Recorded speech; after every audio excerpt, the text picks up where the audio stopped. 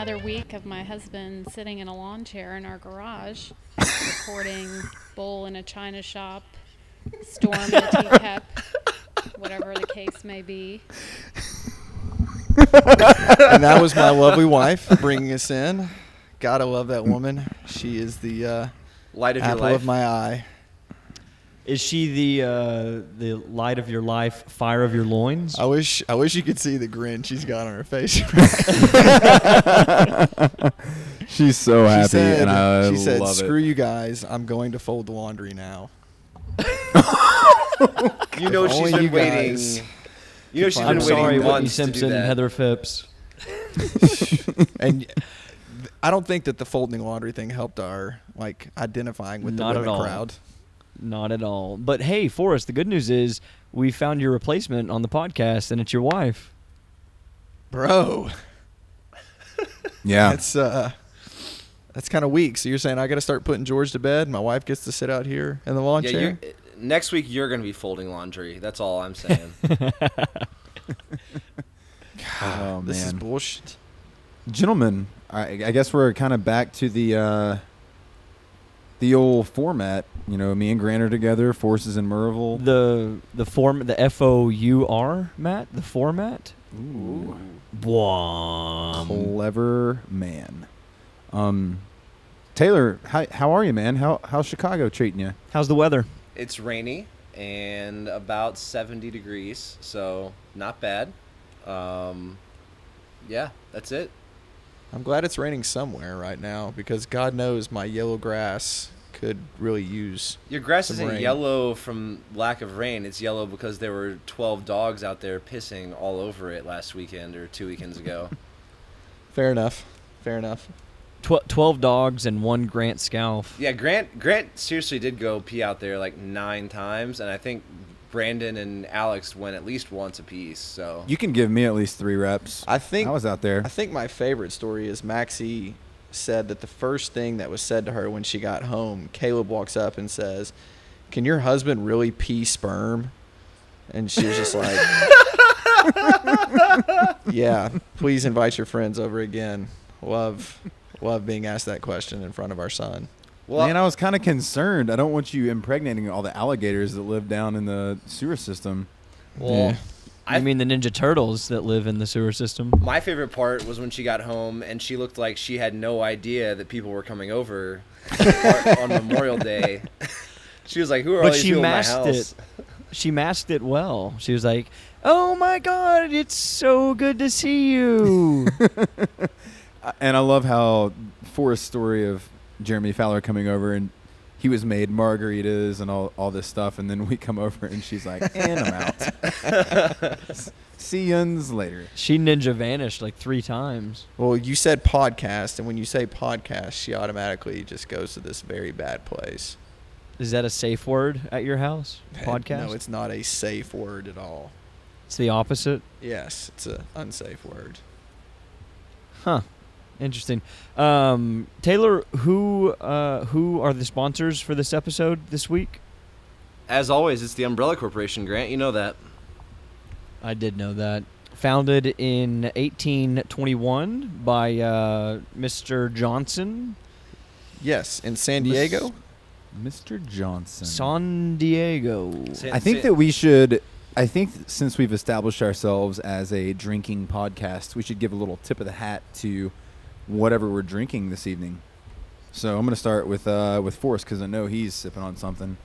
I am sipping on a lovely cab from whoever makes Boda boxes, Boda, and I am on my right jerk box here. I have some of Taylor's bourbon that I stole from him at the Arnold. Wait, you're not up in the 3rd story of your house in the happy room that you toured us into? No, Oh, sir. I turned the testosterone on tonight, and I'm sitting in between my 2 jerk blocks right now. You're not propped up with your stool and your bucket of. No, You sir. couldn't even finish that sentence, could you, Taylor? I couldn't. No, sir. I am drinking water from the tap. Thank you, Knoxville Utility Board. Woof. Yep. and I am drinking some tequila, or as I like to call it, squeala. And it is by a company called L something. I don't know the name of it. As in EL, or as yeah, yes, not as in the letter. Taylor, what are you something. drinking? I'm just drinking in the conversation with you two. You three. Probably Perfect. Probably drinking I always coconut forget water or Forrest. something paleo. I'm not drinking anything, actually. I'm just sitting here staring at my dog who's asleep and hoping he stays asleep and doesn't make sounds. Forever. No, not Forrest. forever. Forrest, I'm drinking water tonight because I am preparing for our Nasty Girls version 2 face-off. When are we going to do it? I don't know. I got Dang. pistols tomorrow in the program. We'll see how they go this time. If I can actually string together one or two on my right leg, maybe we'll take Forrest, care you're of that. not even committed to that program. I mean, you already quit the K-Town programming after like 3 days, so you can just do Nasty Girls. I don't think you're on like some sort of cycle that's going to be damaged irreparably. Dude, you can only prep for the open so much. There's only like 8 movements that I did every day. 2015 season starts yesterday, Taylor. Yeah. Forrest doesn't have much time. It's later than you think. Winter is coming. The winter of our discontent. A long never pays his debts. That is true. All right. So I'm kind of my feathers are kind of ruffled because originally Grant had a rant. I feel like that should be a rap song. Grant had a rant he was going to go on tonight. And Forrest has a rant that he was going to go on. I don't have a Taylor, do you rant. It's not a rant. Tonight is Grant's You're ranting rant. right now. You're ranting right now. My Taylor, episode is episode 16, Grant's rant. All right.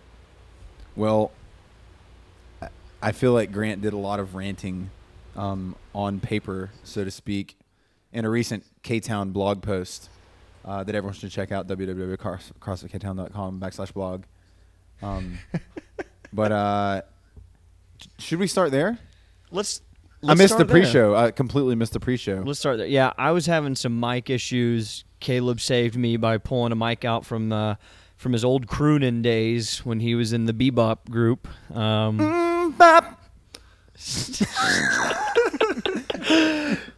So he did miss the pre-show. So yeah, I'll get right to it. Obviously, the CrossFit hate has been at an all-time high recently. Haters gonna hate. Haters are gonna hate, and it's coming from all sides. And Caleb put up on our Facebook page. Check out our Facebook page. It's Storm Teacup on Facebook. Go Browns. Also, rate our podcast on iTunes. That'd be cool. That's a good plug. We should Yeah. start doing that. We Yeah. do. We'll sign off with that tonight. But anyways, I wrote a blogcast. I wrote a blog last night on a video that was published by Discovery News, as in the Discovery Channel, which was really weird that I thought that they would do such shoddy work. But anyways, I wrote a little piece addressing that video, and then I also read some other articles addressing kind of all the CrossFit hate that's been out right now, and I was like, I can't do any better than that. There were some really good articles from Travis Mash. Forrest probably just went from 6 to midnight mentioning that name. Best CrossFit coach in the world. Shut up, And Forrest. another one from a medical doctor. She had an article on the Huffington Post. But anyways, Did you call it? so Wait. Did you just call it the Huffy? The Huffy Post? Yeah. Yeah, of course it did. Oh, okay. Well, in the same way that rhabdomyolysis is cutely named rhabdo by CrossFitters, Yeah. we cutely call Huffington Post the Huffy Post. Okay. Yeah. Right on. So I did this. I pivoted, and I'll get right into it.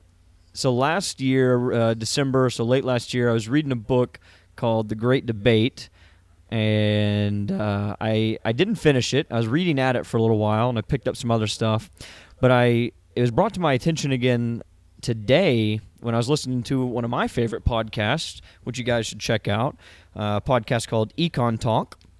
And this podcast it's not all about economics, as it would have you believe, just like our podcast isn't all about tea drinking and cumulonimbus clouds.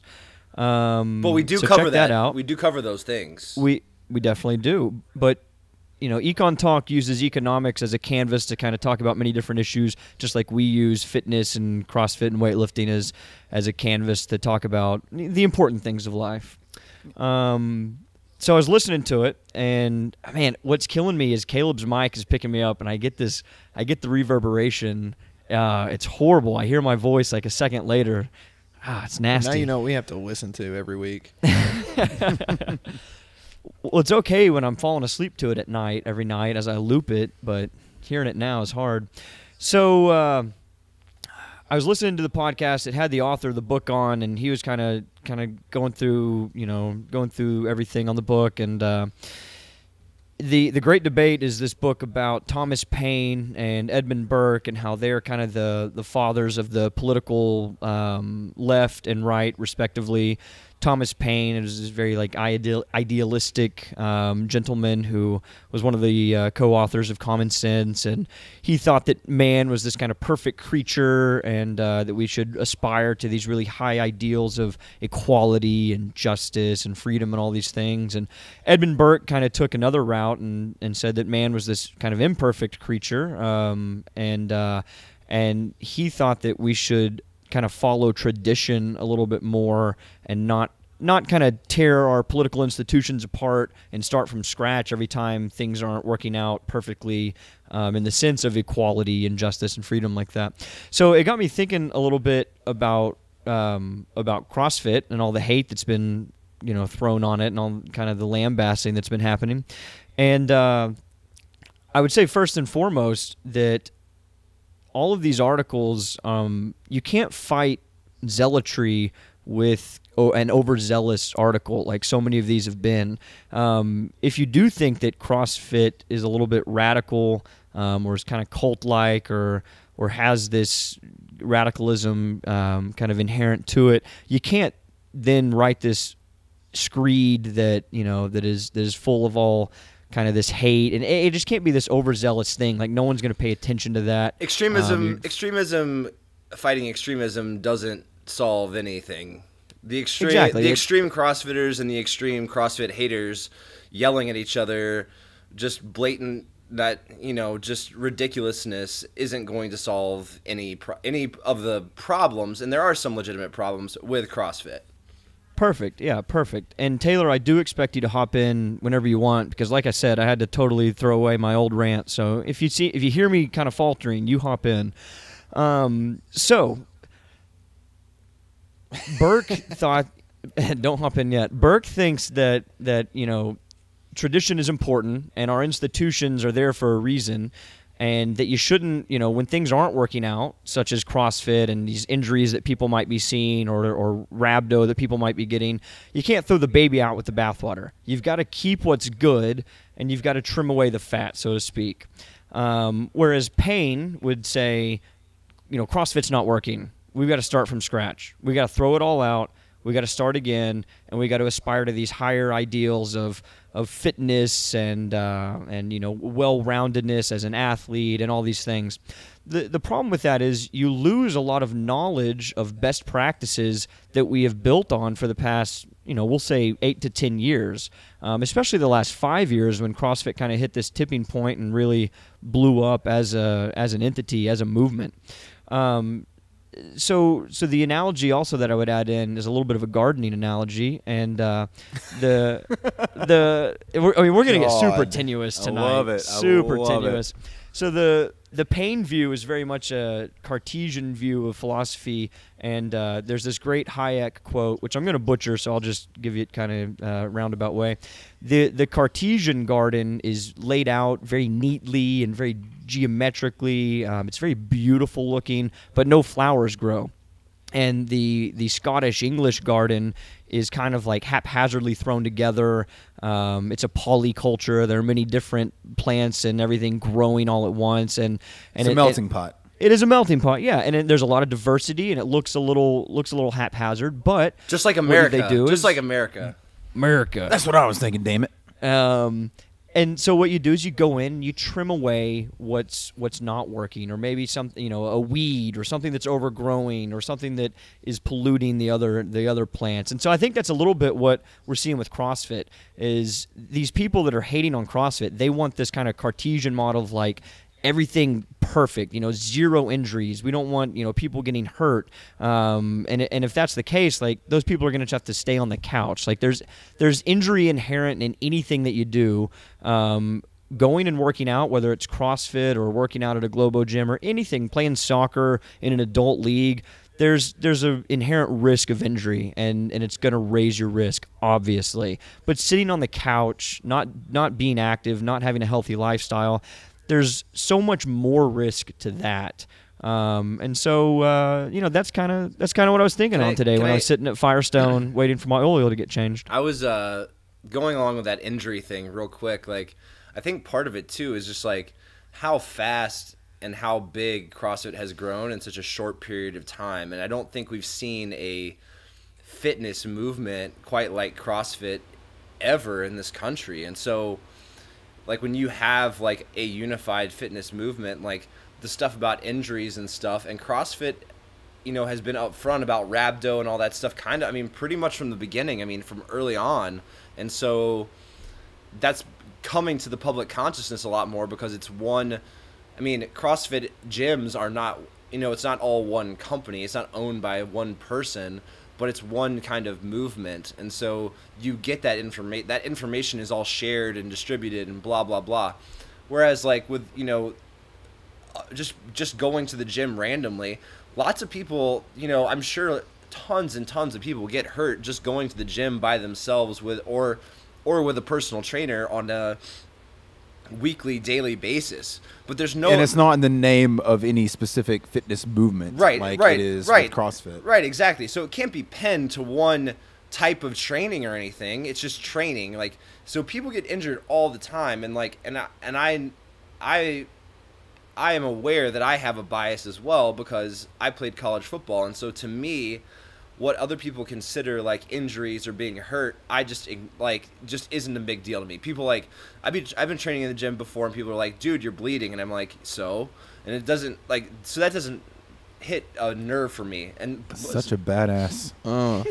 No, but my point being is, and everyone has a different level of discomfort or pain or injury that they are willing to go through to gain that fitness level. And so I think you hear a lot of these people who, like Grant said, they want zero injury. They don't want any, they want to have their fitness, but they don't want any risk. And there's risk inherent in our everyday lives. And especially, and fitness is part of that. That's just par for the course. Yeah. And what I would also say is, we're not defending the status quo of CrossFit, even if the status quo is like all these hate pieces are talking about, which I don't think any of us believe. I think some of that stuff exists for sure, but we're not defending that. We're not defending the status quo. We're talking about, constantly reforming and evolving the product and taking the best practices and applying them forward, and not just keeping that with our gym. We share via the blog. We share all of our best knowledge as a gym at CrossFit K-Town.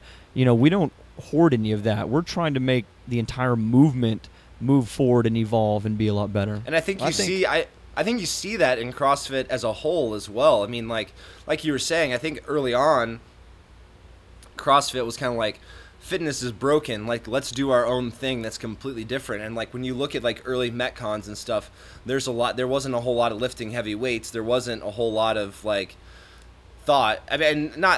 There was thought, but it wasn't as just really like broken down like into metabolic pathways and energy systems and strength and gymnastics and all these different things and ways you can look at it. People didn't really look at it. They just said, hey, we're going to do this fast and we're going to try to stay as good as we can, and the weights aren't going to be super heavy. And then it's kind of come full circle, a little bit, where now they're taking these CrossFit gyms have taken elements that we already know about from past strength and conditioning, from weightlifting, from bodybuilding, from powerlifting, whatever it is, and they're implementing those, and it's becoming more a middle ground for all these different disciplines to work in one kind of holistic way, and that's the way I see it anyway. And I totally agree. One thing that I had written down originally was CrossFit's brought some of the best minds together from all these different disciplines, and Caleb's talked about this a couple times, and this is one of the things that he loves so much about CrossFit, is that there's this profusion of knowledge and of best practices, whether they apply to lifting or running, mobility, nutrition, whatever it may be, and they're beginning to come together under one banner and under one kind of movement, and I think that's really neat. Well, I think here's the one thing that I want to say, and then you guys kill it because I'm going to go to sleep for about 10 minutes while you finish it up. We're going to shit on whatever you say. That's what we're going to do for the next 10 minutes. You do that. Well, the problem is how do you define CrossFit? Because when you watch these CrossFit fail videos and you start watching them and you're like, man, that's really funny, but like half of that stuff's not CrossFit. Is it CrossFit every time somebody does a power clean and looks like a dumb shit? I mean, is that really CrossFit? So for starters, that's the first problem I have. Like CrossFit gets lumped into so many things. Like every time somebody does a horrible snatch, every time somebody rounds their back in a Globo Gym deadlift, it's always like in the name of CrossFit. So I don't totally get that, and I don't understand why people lump all that in with CrossFit. Yeah, I think that's a part. I think that's a part of that that kind of zealotry. People are so they have so much hate or so much distrust. It's a lot like racism, honestly. They're very ignorant of what CrossFit is, and maybe they fear it. Maybe they fear its ability to take a part of their market share or whatever it is, and so they make these overzealous cases vis-a-vis the CrossFit fail YouTube videos that you're talking about. Tag me in. I'm ready. Caleb, tag go. out Tadley. I want to taste some zombie meat. All right, yeah. I think that we can say that CrossFit is kind of like the whipping boy of the fitness movement, and it's Forrest. I think there's a lot of validity to your point there. Like anytime someone does something stupid, it's like, oh, well, they were doing CrossFit. But something else that I wanted to point out about what Grant said is that, or what Grant wrote on the K-Town blog, was that at the end of the day, everybody has a choice to involve themselves in something or not. Just because a trainer tells you something, you don't have to do it. And so, also, you have to speak up. I mean, if you truly don't feel comfortable something, any good CrossFit coach or good coach trainer in general is going to say, hey, we have a way to scale around that, or you can do this instead. And if they don't, then you shouldn't be at that gym in the first place. I mean, that's not somewhere you want to be. I mean, do you guys agree with that? Agree. Yeah. And you definitely should totally not pay a drop-in fee. Ever. all right, so I feel like everybody listening to this should go read that blog at crossfitktown.com/blog, because even though, well, yeah, there are a bunch of other articles out there, I feel like Grant definitely sheds perspective on a couple of other things that weren't put together all in one spot. So go check it out. Now, hey, so we will finish, and this is how we will finish, because I think this ties in perfectly with what Caleb said, and this is something that I wanted to go into more on my blog post, but it was getting way too long, and I knew Taylor was going to get pissed off. You also talked for 15 minutes on here just now, so you can't make fun of me ever again. I know. Well, I was watching the clock the whole considering time. we're 27 minutes in, you probably recorded for the other 12, Taylor. Okay, so let's finish with this. Caleb was talking about this idea of choice that consumers have, and I know that we're always on the podcast joking about free markets and classical liberalism and libertarianism and all this, but truly, that's how markets work. First off, there's this great deal of experimentation from startups and companies and all these things to bring products and services to the market. And then next, there's an evaluation where where consumers can choose for themselves what's working and what isn't. And understand that CrossFit gyms aren't franchises. Some CrossFit gyms will work, some will not. Some are good, some are bad. And then finally, there's that evolution. What works is going to stay around. The best practices are going to stay around. Everything else is going to fall by the wayside. And all of that via incentives.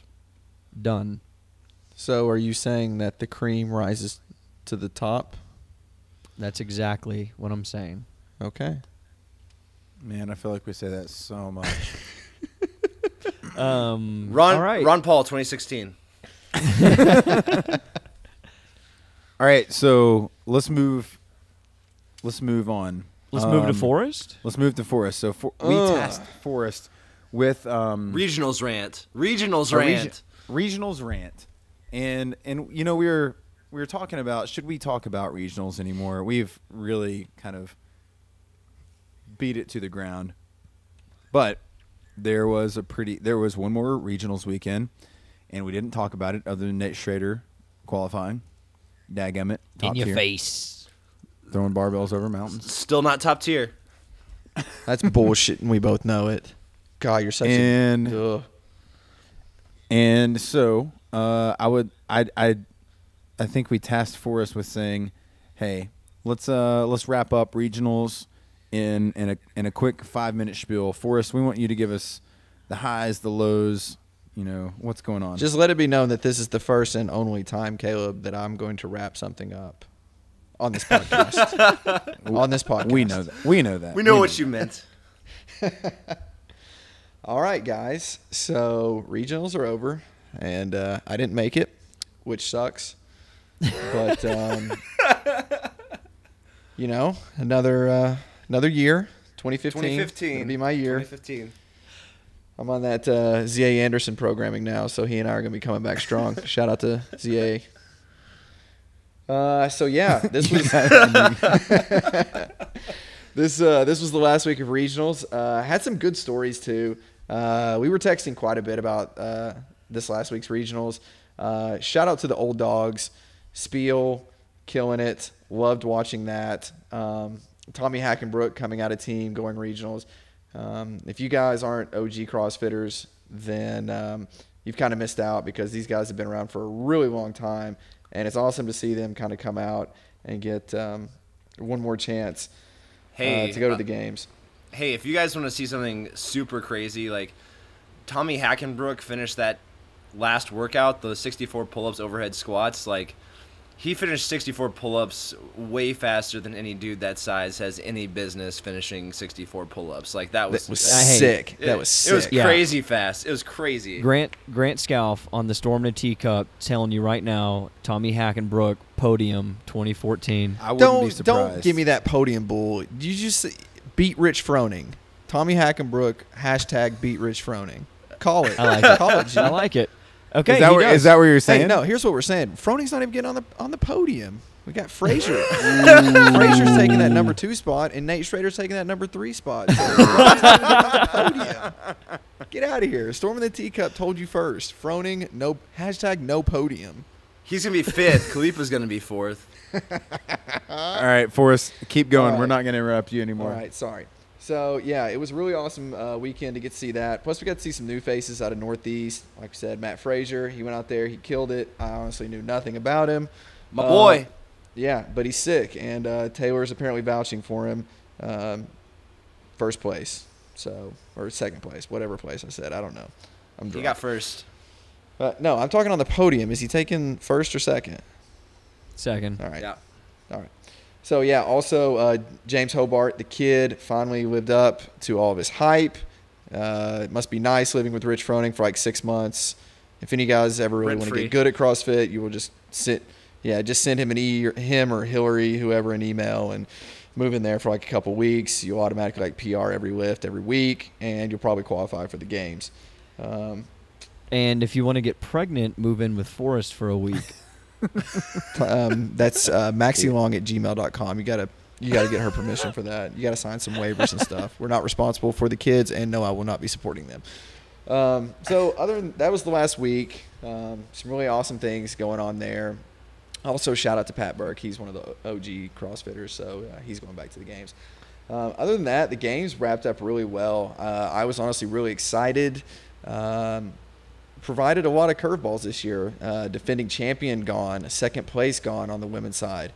Other than that, Garrett Fisher. That's all I'm going to say about the women. So, yeah, back to the men. Yeah, some new faces are going to be seen on the men's side coming up at this year's games. Central East, definitely still the most exciting one to watch. They Rich Froning, Scott Panchik, still killing it.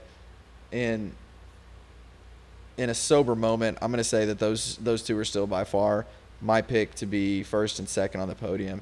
Those guys are killing it. They got gas tanks that never end. So, yeah, that's going to be really entertaining. But let's see, what else we got? Guys, what else we have going on there? NorCal, that's what it was. NorCal, Jason Khalipa, and the 36-year-old man who gets better every year, Neil Maddox. I don't totally understand it, but apparently he gets stronger every year, and he continues to qualify. As Taylor said, Garrett Fisher will not be at the games. I know some of our ladies who listen to the podcast will be very upset by that, but Marcus Philly's not a bad-looking dude, so, he's not bad at all. Taylor's been talking about Philly for a while. He's got that flowing locks. You got that flow, son. Get that flow. Yeah. That's an OPT athlete right there. Signed to the Phoenix Rise. Hey, Forrest, Garrett Fisher didn't make it, but his little sister did, right? Oh, he has a little sister? He sure does. Are you effing kidding me? Why did we task you at this if you don't know that Lauren Fisher is his sister? Let me just go ahead and tell you this. When my wife brings this in on the podcast, I'm not allowed to talk about 17-year-old preemies making the game. She's sitting. What did you call her? A preemie. A preemie. Yeah, what is that? She's like 9. You know, a preemie is like a premature baby, right? Yeah, that's what she is. She's premature. Listen, has she even got her ears pierced yet? She does legitimately have probably more sponsorship than maybe all the other women except Thor's daughter and Camille. But she probably, Rogue, Progenics, Kill Cliff. Caffeine and Kilos.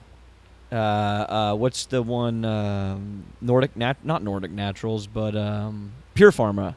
Oh yeah. Wow. It's crazy all the sponsorship she has, and all she's done is gone to the games as a team athlete last year. Now she is going to the games this year now. But and who is she going above? Lindsay Valenzuela. Valenzuela. Who is she going above? Lindsay Valenzuela. And hey, that was something I was going to get to at the end of my rant. Guys, I'll step back. No, I'm going to drop it out here. I'm going to put it out here to you guys, judging win or loss this year for big CF.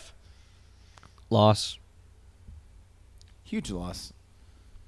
But we've definitely talked about that. We talked about, we beat that into the ground on last episode. I think it was a win. Can I say it's a win? Ooh. Yeah, go ahead. Go ahead, Taylor. Go ahead and lawyer your way into this. Oh man, I can't even argue for that.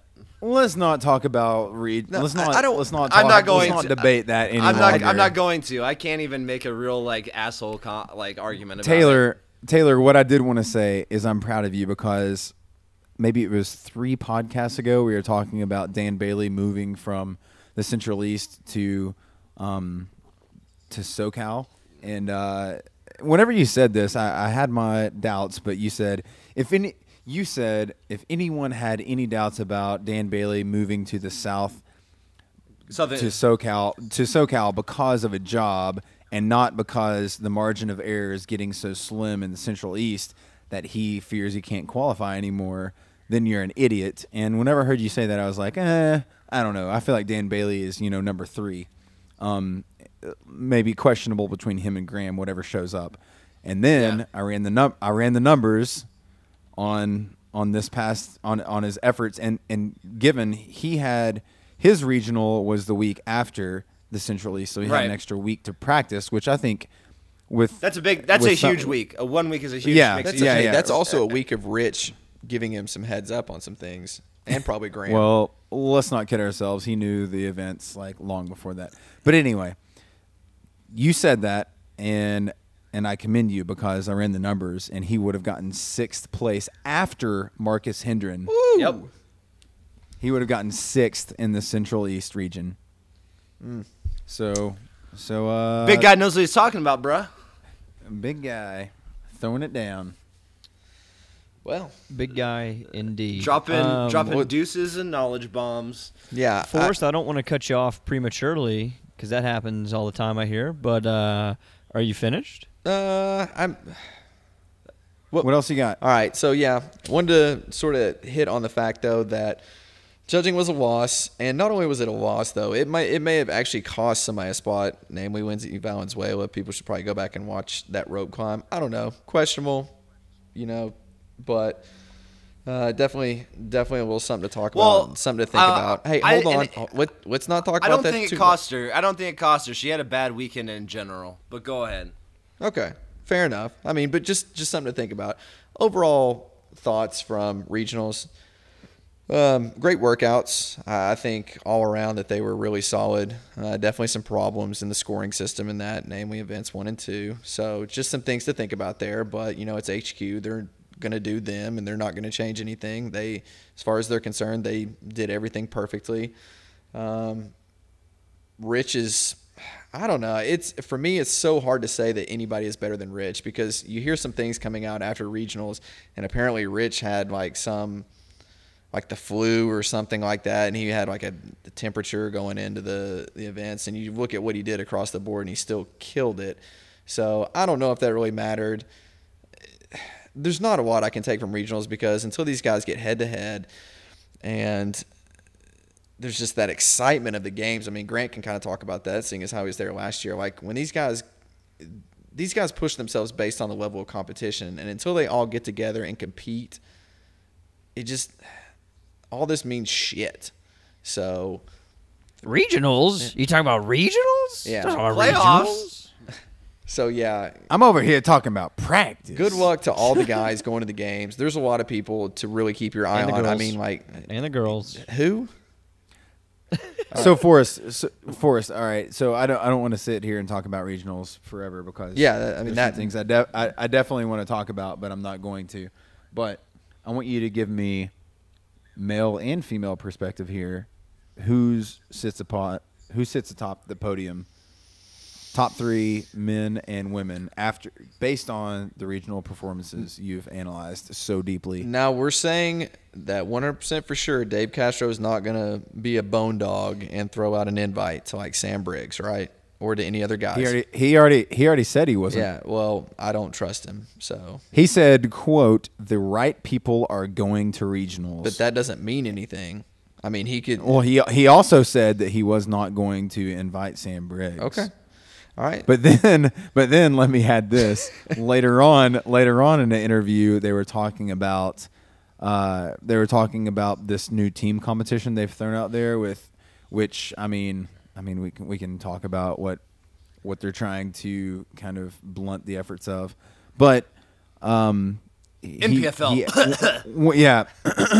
When asked who he wanted on his team, he actually said Sam Briggs as one of the 2 females to put on his team. Of course you would. Yeah, I mean, she's but she's not even going to the games. still though. She's by far the best female, just traditional Metcon CrossFitter out there. I'll take her. Yeah. There's no competition.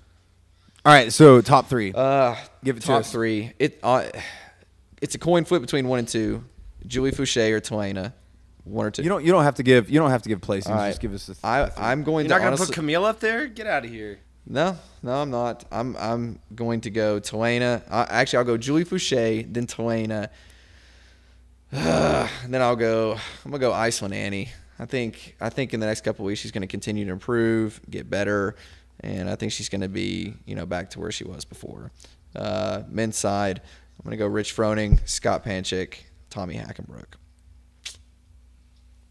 So no big surprises there. But I think you're going to see a lot of big names. Like if you ask me top 5, top 10, I think you're going to see some new names. Like this Matt Fraser guy. I mean, he could be like the Z.A. Anderson. Like last year, people were like, who the hell is Z.A. Anderson? Oh, he's the son of a gun who's just killing everything out there. So, I mean, keep an eye out for him. That guy's a stud. Indeed. Matt Fraser might be a little bit better than ZA, honestly.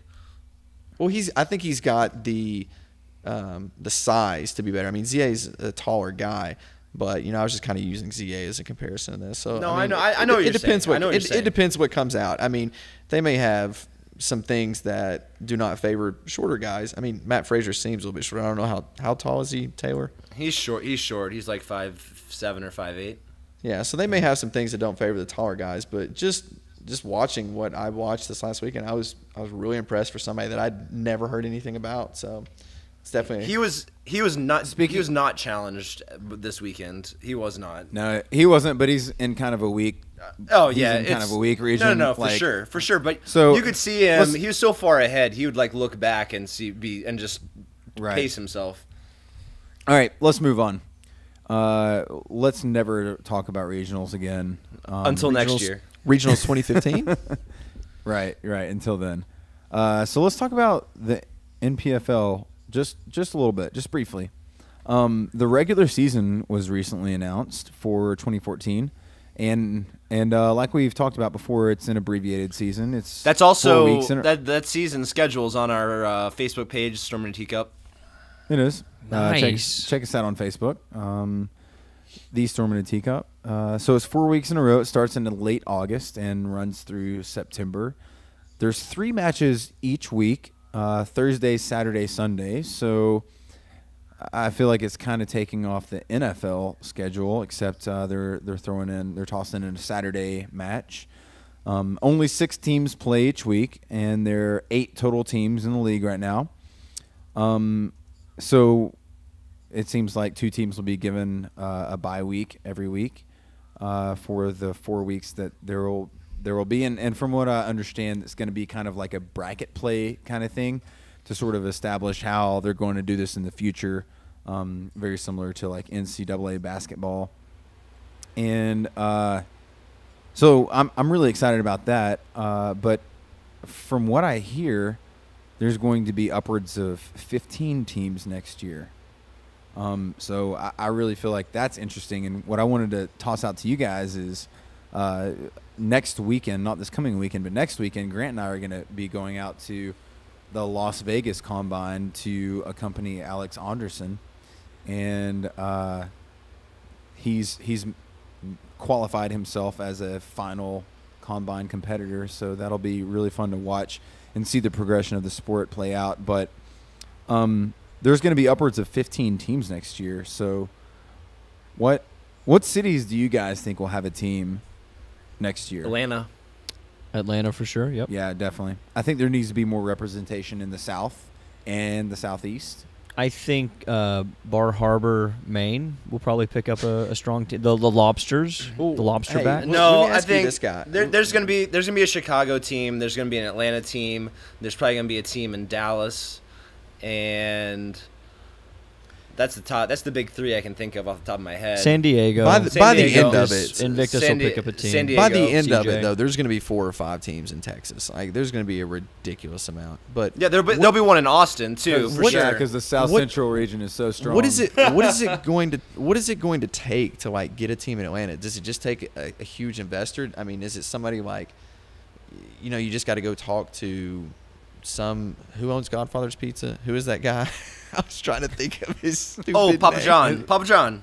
It was the black guy that ran. Yeah, he Yeah. owns God. But why can't I remember? I his can't name remember. right now? But I mean, like, is that what it's going to take? You just have to go and just sell somebody on this idea. So here you go, Forrest. This is a step above speculation because we did hear a little bit of it. But I think you have to show liquid assets upwards of $250,000. And I think also you have to kind of sign in. I think there's a contractual agreement that stipulates something of the like of a 3-year commitment, and then a bunch of other things of how you're going to run how you're going to run your team and how it's going to fit into the league. But the big thing is liquid assets of 250 plus. And financial commitment is kind of the measuring stick they're using to qualify these different investors. And I feel like it's kind of smart how they're differentiating investors from managers, from coaches. And that's what I wanted to kind of move to. Actually, before we do that, you guys were kind of talking about the different names of the teams, and that was kind of humoring to me. So over these different cities that we're kind of thinking there will be teams in, what do you think their mascots will be? I'm kind of holding out for the the Cleveland Browns. Yeah. Or the Cleveland Brownies. I don't know. Like, what do you think the names of some of these teams might be? What's Atlanta known for besides crime? The Atlanta Criminals. The Atlanta Crime. Dirty South rapping, obviously. The Atlanta Billionaires. The Atlanta Ludas. The Dirty South Bar Lifters. Ugh, that doesn't sound good. I'm still going with. Well, my question is when Bar Harbor, Maine's lobsterbacks. You know, I hear the Redskins is up for a team name right now. They could probably steal that from Washington. You just had to go there. Now we're sexist and we're racist. We've lost the Native American population with that one. Damn it. What's the name of the Knoxville team going to be when we get our $250K in liquid assets together, guys? Jack and Tan. Jack and Tan, obviously. Obviously. I think Nashville would actually be a great place for an NPFL team, to be honest. Yeah, I mean, there's a lot of great athletes in and around. And Rich is right. Rich is right there. He'll sign on after he wins the games this year. And I mean, Rich Froning's feeder program of coming to live in his basement is obviously attracting a lot of upcoming talent. That's where you'd have your training camp. It'd be in his basement, and there'd be bunk beds, and Dan Bailey would have to come back from Southern California because he'd be jealous. He'd play his acoustic guitar and wear his headband and his bro outfit. It'd be great. He'd sweat on everyone. So what I want to talk about, what I want to finish this podcast with is I find it interesting kind of this dynamic between how the professionalization of the sport of fitness and how the NPFL is kind of approaching this topic between ownership, coaching, and management within the NPFL is kind of playing out. And I want to get your guys' perspective on what those different roles look like. So I think part of it is so I run into this with my athletes that I program for. I know my limitations as a coach, and while I think that I am a very good programmer, I don't know if I'm a great technician for, say, weightlifting or for gymnastics or barbell cycling in the middle of a Metcon. So I think there's a role for, I guess that segues into, there's a role for ownership and general management to run these teams as a business and ensure that the decisions being made by the coaching staff are viable, because at the end of the day, you need to make money to keep this thing running. And then I think there's going to be a further maybe split or something with the coaching. I think you're going to see coaches specializing a little bit more into different aspects of the sport. Maybe that's not so much for the NPFL, but I guess that's definitely what I've been thinking about with CrossFit and the professionalization of CrossFit as a sport.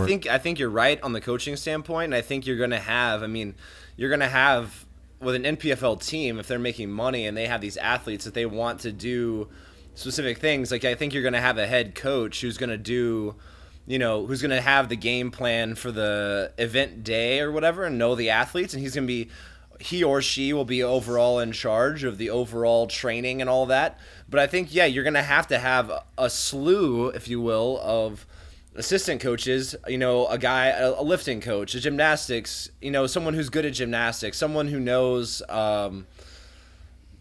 energy systems. Maybe there's a coach that just works on programming. And so along that line, I was going to ask, how do you think the professionalization of this sport for the athletes is going to affect the professionalization of the coaching? Because I think those two things are about to go hand in hand.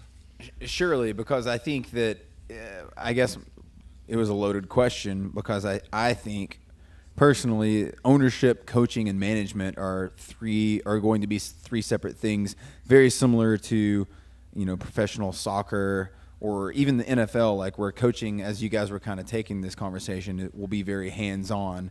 So, they're kind of working granularly with the athletes on lifting or gymnastics or kind of these quick transitions, because obviously that's going to be very key in the NPFL, where you can call it management, you can call it head coach, whatever you want to call it, but I feel like the head coach or the manager of the team is on the hook for programming or determining the flow of matches, who subs in, who subs out, kind of how soccer or hockey or something like that works, group tactics, the dynamics of the teamwork aspect of this sport, kind of like determining who works on what and passes off the programming. Building a cohesive team. Yeah, and they pass off the programming to the coach or the coaches who specifically work on the athletes in one area or another. Yeah, I think that this year you're going to see, and this is really, hard to measure, it's intangible, it's nebulous, whatever you want to say. I think this year the teams, there's so much parity now in the sport of CrossFit and therefore in the NPFL, there's so much parity team to team that the team that comes out on top at the end of this season will be the team or the franchise that takes this the most seriously as it relates to professionalism. And it's going to cost money. So the teams that bring in massage therapists and physical therapists and someone who's great with programming, someone that's great with gymnastics, and then you have your motivational coach, and then you have your coach that knows the game plan for day of. The team that does that job the best, I think, ends up on top. So from when you say that, are we going to go ahead and call the Phoenix Rise the early favorite? I'm biased because I'm an OPT guy, but I do think that he does have the athletes. The for. athletes are going to be all living together in Phoenix in like a commune or whatever. We've got a little inside source from Alex Anderson who's talked to a couple of different teams, and I believe, and Grant, correct me if I'm wrong, but I feel like that's kind of the protocol for most of these teams is, at least during training season, quote unquote, whatever you want to call that, they're going to be living together for their first season, which, it's abbreviated. It's only going to be 4 to 6 weeks. So there's going to be some lead-up time there where they're going to be training a lot and practicing the grid and learning, the sport vernacular and stuff like that. But I think that, to Grant's point, I'm just going to jump on that train. Like, I think that OPT is probably the smartest coach, programmer, owner, athlete. I mean, he's kind of the all-in-one. And I think that he's probably thought this, 10 steps ahead of what the other coaches and programmers have. Yeah, I think no that offense to them, they're already, because that would be it would be very hard to outthink him. Yeah, on this. He's just spent so much time in the sport and then within this specific realm of fitness for so long, and he's the resident expert. So, and I think that they already are leading the charge. So Caleb's talking about how we've got kind of the inside scoop on how if an athlete is picked up by a team, most of these teams now are saying, you're going to come live on site. And I think that was reactionary to the Phoenix Rise and OPT and Callahan saying, you're going to, if you come on board with us, you're going to live on site. And also those guys, OPT, James Fitzgerald, and Callahan, the GM, they both, just totally lost what I was going to say right there. It's gone. Just whew. They both just ... Yep. That's how we're going to leave it right there. Forrest, how do you feel about it? Forrest, wake up. Sorry, bro. I ran out of bourbon like 20 minutes ago, so I didn't catch that last little bit. You guys were talking about Major League Baseball or something like that. The MLB. No, I agree wholeheartedly. I mean, it's OPT and it's CrossFit. He never fails when it comes to things like that. So I think he's probably. Oh, I wouldn't say that, but No, you did help me remember what I was going to say, and that Boom. is they've made it a point. Thank you. Yeah, you've fulfilled your duties.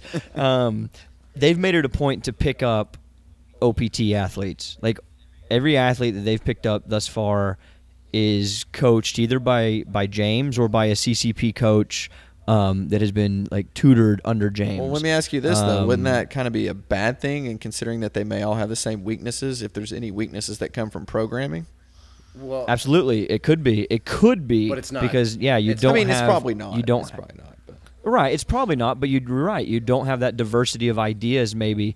But to that end, James and we call him OPT all the time, but OPT is this company that he's created, and therein lies really that profusion of knowledge and best practices. Like they are a group of people that really have their stuff together. So I don't know. Well, I don't think they're going to be any holes. And let's give him a To your shout point, out. too. If you don't know who he is the original 2007. the original games champion. James Fitzgerald. But He's to your Canadian, point, Forrest, eh? like I really believe, like, even if there is a hole in the programming, like you said, like maybe all his athletes have some similar weakness or whatever, I think that what you're going to get in that situation from having such a cohesion of mind, so to speak, as far as everyone's on the same page, everyone views training the same way, everyone knows what they need to do to make the most of their own abilities. And I think that unity of vision is what I think that's going to trump any weakness. Well, it's gonna create a culture, like these different franchises, right, so to right. speak. And I think, but I think he has a leg up because he already has the OPT thing as Sure. his, and he's got these athletes already on board. And like you see, it's like they've been training. It's like a football team that's been training together for years already, and now they're going out to play some team of all-stars that just got put together. Yeah, that all-star team. Yeah, the they have Phoenix more talent. Rise. There's team. I truly believe there are other teams that have more talent than Phoenix, but I think being all on the same page is going to trump that. And if Right. The Phoenix team could basically be called the OPT team. Yeah. And I think the only other team that you could maybe say the same thing about, and you guys feel free to debate me with this, is the Dusty Highland team from Dogtown CrossFit. I agree with that. Those are the two coaches that there is this really welcoming, like, drawing aspect to them as, hey, I've done a lot of things for a lot of athletes in some major ways, and I've revolutionized some programming and some thoughts about, this mixed modality energy systems training.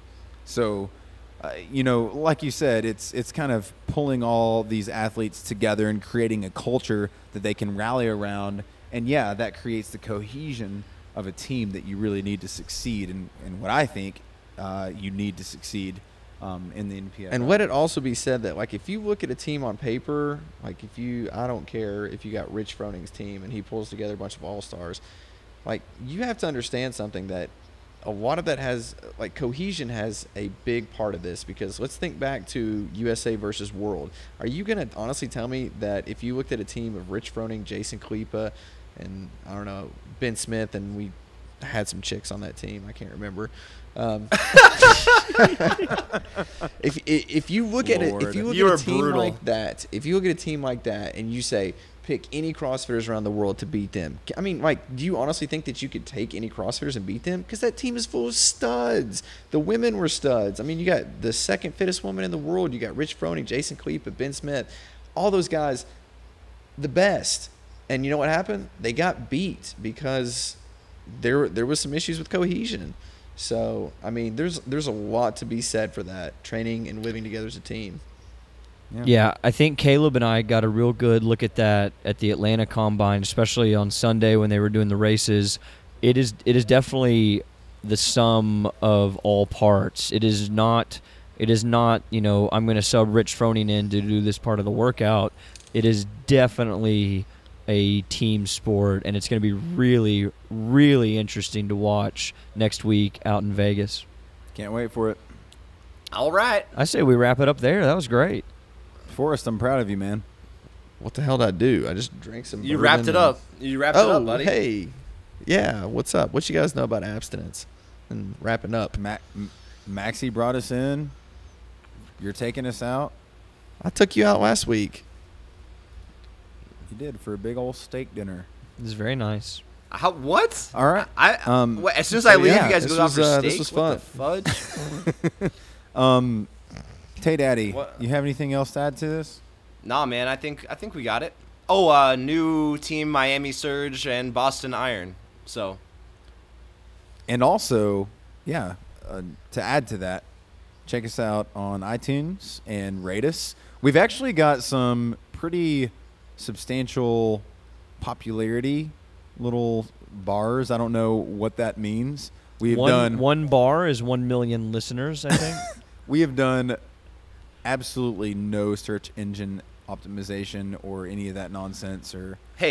But grassroots. We don't need your sales. We got are grassroots. grassroots. But evidently, we have a good amount of listenership. So if you guys could rate us on iTunes and check us out on Facebook, that would be super radical. And feel free to comment on Facebook and tell us how much you love us or hate us or want us to talk about something. I think it should also be noted